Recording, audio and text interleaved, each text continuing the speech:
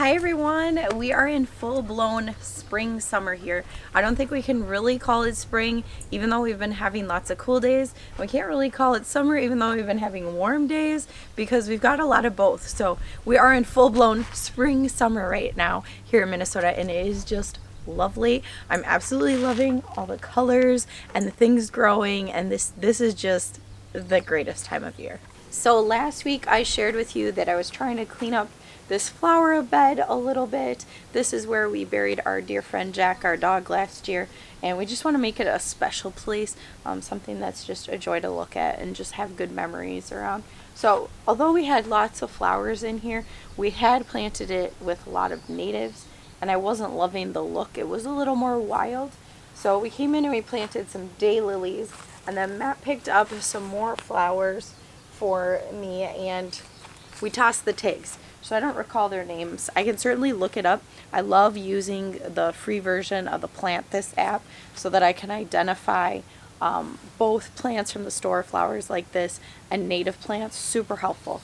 Not perfect, but super helpful. So we can figure out what some of these are, but a lot of my flowers and things are coming up, not blooming yet, but coming up, and I just have a feeling this is going to look a lot better this year. Not perfect. It would be great to get some wood chips in here and cover this up, but for now it's kind of open dirt, but it's going to look a lot better than it did. So right behind our flower beds we have our lilac bushes, and the majority of the year they are just a hedge for us, keep the wind away, but this time of year they are full of white, light purple, and bright purple lilacs, and it is just glorious. I know before we know it they'll all be gone and this will be a distant memory.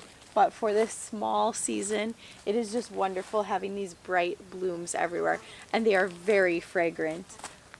Now, we've never done too much with our lilacs besides just having fresh blooms on the table, but we did try a lilac lemonade last year, which was kind of fun, but I'd rather have plain old lemonade, so we probably won't do that again. I've never tried any of the lilac jellies and things like that, but since we didn't like the lilac lemonade, it was a little too florally for us. I have a feeling it wouldn't be our favorite. So, just a beauty. Another bloom we've almost completely missed, there's a little bit left at the top of this tree, is our fruit trees. I didn't even get a chance to show you yet, but our blossoms on our fruit trees, this apple tree in our front yard was just full bloom the other day, and already most of the petals have fallen off, and we still have a few at the top, but hopefully that means there will be lots of apples this year. So we don't get to come over here with you a lot, other than if you're checking on Matt's bees. But over here on the other side of our creek, the beehive, I should say right now, is doing well. And we did have blossoms on our one or pear tree here, but again, they've fallen. Hopefully that doesn't mean there anything bad's going on, just that we lost some petals. But that tree is flourishing and looking really, really well. The other tree, on the other hand, over here, not so great. I don't think it's alive. Things are growing up here through the base and such, but I don't think it's alive. I don't think that's any shoots or anything, but kind of left it. You never know. But so here in Minnesota, it is foraging season. If you are a spring forager, you are just loving this time of year. We only have a 2-acre property, so we don't get to do a ton of that, but the little bit we do get to do is super fun. Looking for ramps and morels and things. We haven't found much this year, but there's still time. We might still find some morels. But I love that opportunity. So if you're not familiar with too much of your native plants and how to forage them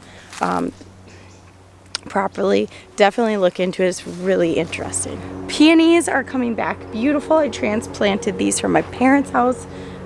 They are going to be great. I think I transplanted them last year, but it might already be 2 years. I'm not sure. This is rhubarb we planted out here last year. It's doing well. We won't be picking off this rhubarb this year, but I am popping off the seed pods just out of habit. I don't know if I need to do that in the first year. And then our other rhubarb down here, our other very well established rhubarb plant here is doing great. Again, we're popping off a lot of seed pods as they're coming up. But we haven't been picking off this rhubarb yet, but it's time. It's starting to look just beautiful.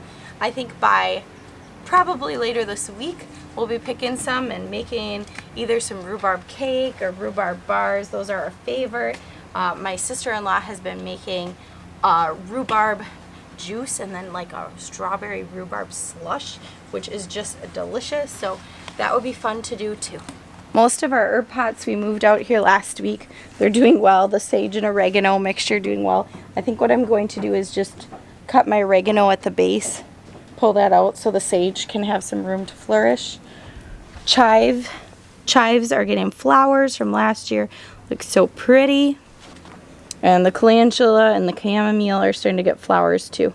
So Matt just came out of the greenhouse, if you can tell, and watered everything. So everything's looking kind of sad because it just got watered. But these carrots, oh my, they're getting so big. We do need to get the shade cloth up here yet. We haven't gotten to that. And this whole bed, I don't think we have any sprouts yet, but radishes, turnips, greens is all watered and hopefully going to be growing soon. That's why I want to get the shade cloth up for these cooler things. We've got our tomatoes in here, still pretty small, but they're growing. I believe we have to be at least like an inch to transplant, so we're going to go with that, and hopefully they'll be a little bit bigger. Usually we're planting tomatoes in the next couple weeks. Our broccoli should be out. I have a feeling we're going to sprout broccoli again. Onions are so strong but need to get out. Our peppers, they are tiny, but they seem to be doing well, the ones that came up. Some seeds on here I'm picking up. We do have a tray where basically one came up and that's it. And our celery needs to go out too. And then these tomatoes that we picked up from a family member. So I don't even recall this, but Matt said he planted some peonies out here by the garden last year. And I don't recall that because I know we were trying to keep our peonies away from the garden just for Aunt's sake. But he thought these might be blue. They're almost ready to open, so we will see what they are. And he also planted some flowers in here as well. What you got there? Watering hose.